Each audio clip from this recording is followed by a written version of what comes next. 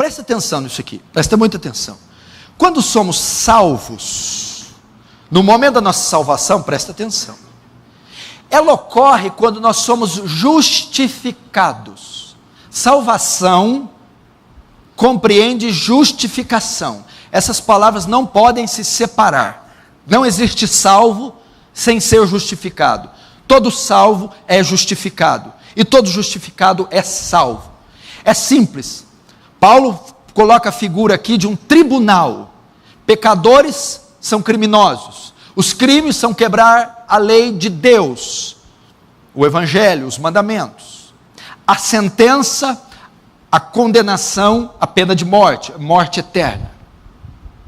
Quando o evangelho é exposto, a mensagem do evangelho é pregada ao penitente, ao pecador, ao impenitente, ao pecador, ele responde com fé a mensagem.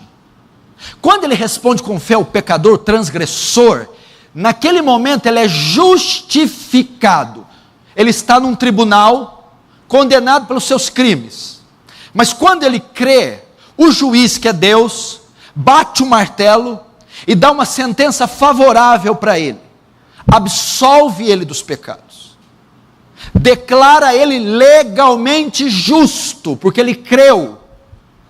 Naquele momento que ele creu, o juiz bateu o martelo, cancelou dele a dívida, apagou os pecados, os crimes.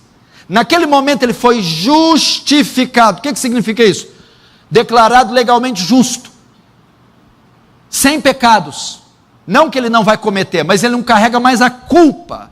E uma vez tendo livrado a culpa, ele não pode mais ser condenado. Naquele momento ele está salvo. Seus delitos foram pagos, sua culpa foi tirada. Agora ele é declarado no tribunal de Deus legalmente justo, sem culpa, está salvo. E como acontece isso? Pela fé. Romanos 5:1, justificados, pois, pela fé. Quando eu creio no sacrifício glorioso de Cristo na cruz, vida, morte, sepultamento, ressurreição. Naquele momento meus pecados são transferidos para Cristo. A justiça de Cristo é transferida para mim. Naquele momento eu sou justificado. Eu sou salvo. Essa é a doutrina da justificação. Logo em seguida, ocorre outra obra da graça.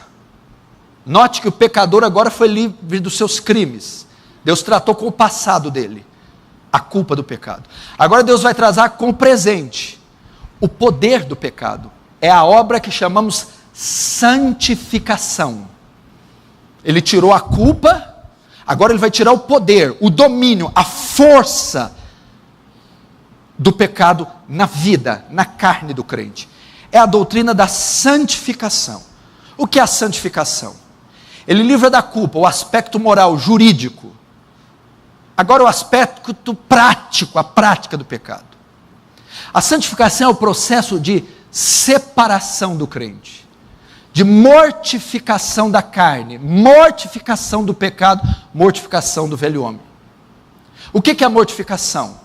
Exercer domínio sobre os impulsos carnais, exercer domínio sobre as inclinações pecaminosas.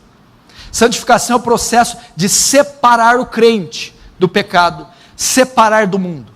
É o processo de purificação, limpar o crente dos aspectos pecaminosos. Santificação também é o processo de transformação. Agora ele vai pegar aquele filho de Adão, que tem características genéticas, hereditárias de Adão, e vai colocar nele características de Cristo. É o processo de transformar um homem à imagem de Cristo. O que a imagem de Cristo compreende? As bem-aventuranças, puros de coração, os que choram, os misericordiosos. O que é a imagem de Cristo? Os frutos do Espírito, longanimidade, benignidade, mansidão. É o processo de colocar os atributos morais de Cristo no crente. Isso é santificação. Ser puro, ser separado, ser transformado, ser separado do mundo e para Deus. Todavia, presta atenção, aqui que alguns tropeçam. eu não sou santo. Por quê? Porque eu peco. Eu não tenho crescido em santificação. Por quê? Porque eu peco. Sem santidade ninguém verá Deus. Eu não vou ver Deus. Por quê? Porque eu não sou santo. Por que você não é santo? Porque eu peco. Presta atenção.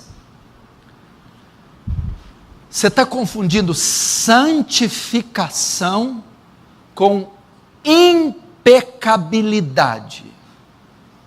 Santificação não significa impecabilidade. Você está confundindo santificação com glorificação. A santificação não erradica o pecado. A santificação não extingue o pecado. Está entendendo, Vitor? Ela não tira o pecado. A santificação domina o pecado, mas ele está lá ainda. Um santo não vive sem pecado, domina o pecado. Nós só viveremos livres do pecado na glorificação, o terceiro estágio da salvação, onde o pecado é erradicado, extinto para sempre. A santificação, ela é o processo de exercer domínio sobre nossa natureza. Qual é o agente da santificação? O Espírito Santo.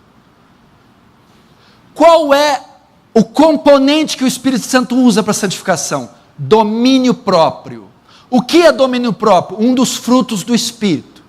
O que compreende domínio próprio? A capacidade de exercer autodomínio, exercer domínio sobre as faculdades.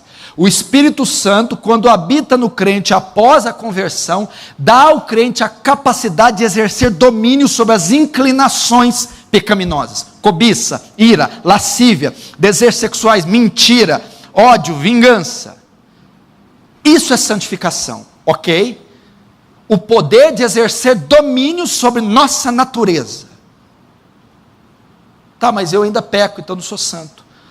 A santificação é uma obra imperfeita. Ela é imperfeita. O que significa?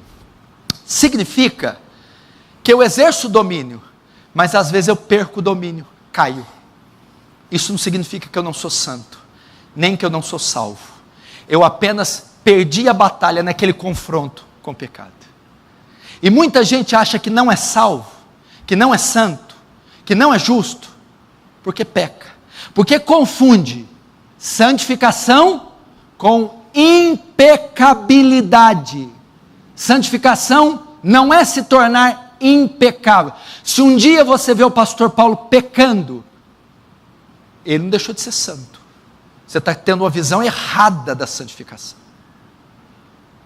Alguns estão confundindo santificação com glorificação. A santificação não trata com a retirada do pecado, trata com o domínio. Entendeu? E como a santificação é imperfeita, vez ou outra você tropeça. Tenha paz, meu irmão. Enquanto nessa vida você travará uma batalha colossal contra o seu pecado, ora vencerá, ora perderá. Você peca? Peca. Você cai? Cai. Você tropeça? Tropeça. Mas você não sente alegria. Essa é uma poderosa evidência que o Espírito Santo está em você, que você nasceu de novo. O pecado não te traz nenhuma alegria. O pecado não te traz nenhum conforto.